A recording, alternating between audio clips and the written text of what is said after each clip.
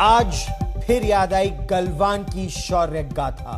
गलवान में अदम्य साहस और वीरता दिखाने वाले महायोद्धाओं की शहादत को आज एक बार फिर देश ने सम्मानपूर्वक नमन किया, उन्हें वीरता मेडल से अलंकृत किया।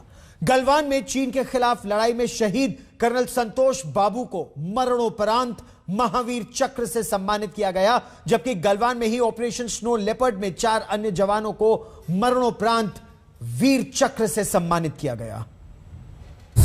महावीर चक्र कर्नल पिकुमाला संतोष बाबू 16th बटालियन बिहार रेजिमेंट।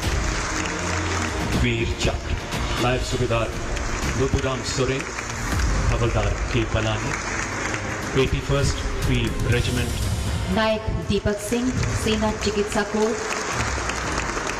सिपाही गुरतेज सिंह, 3री बटालियन पंजाब रेजिमेंट। ये देश के शूरवीरों को देश का सलाम है।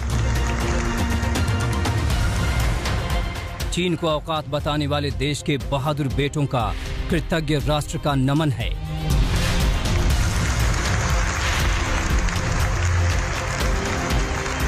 ये गलवान के महावीरों का सम्मान है।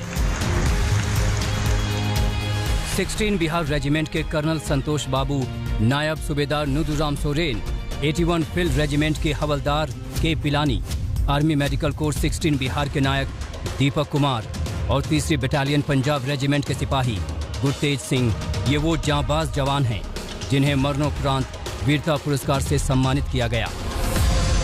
कर्नल संतोष बाबू को महावीर चक्र, जबकि बाकी चारों को वीर चक्र से सम्मानित किया गया। कर्नल संतोष बाबू के लिए उनकी पत्नी और मां ने राष्ट्रपति से पुरस्कार ग्रहण किया। कर्नल संतोष बाबू को मरणोपरांत महावीर चक्र का अलंकरण 15 जून 2019 को चीनी सैनिकों के साथ गलवान घाटी में दिखाए गए अदम्य शौर्य के लिए दिया गया।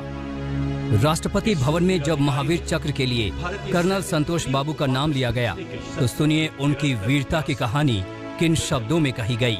शत्रु के साथ हुई भीषण मुठभेड़ में गंभीर रूप से घायल होने के बावजूद युद्ध जैसी चुनौतीपूर्ण परिस्थितियों में कर्नल संतोष बाबू ने अद्वितीय साहस एवं अद्भुत संयम के साथ अपनी बटालियन का उत्कृष्ट नेतृत्व किया। स्वयं से पहले राष्ट्र एवं सच्ची सेवा भावना के साथ एवं भारतीय सेनाओं की उच्चतम परंपराओं के अनुरूप अपना सर्वोच्च बलिदान दिया। महावीर चक्र भारत का दूसरा सबसे बड़ा वीरता पुरस्कार है। महावीर चक्र से ऊपर परमवीर चक्र है। इसी साल गणतंत्र दिवस की पूर्व संध्या पर कर्नल संतोष बाबू के अलावा ऑपरेशन स्नो लेपर्ड में गलवान में अदम्य साहस और बहादुरी दिखाने के लिए 4 अन्य सैनिकों को वीर चक्र दिए जाने की घोषणा की गई थी।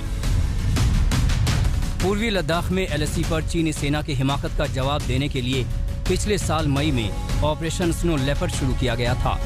उसी दौरान गलवान घाटी में चीनी सैनिकों से संघर्ष में 16 बिहार रेजिमेंट के कमांडिंग ऑफिसर कर्नल संतोष बाबू समेत 20 जवान शहीद हो गए थे। इन्हीं जवानों में शामिल थे आर्मी मेडिकल कोर के नायक दीपक सिंह। दीपक सिंह की पत्नी रेखा ने राष्ट्रपति से वीर चक्र ग्रहण किया।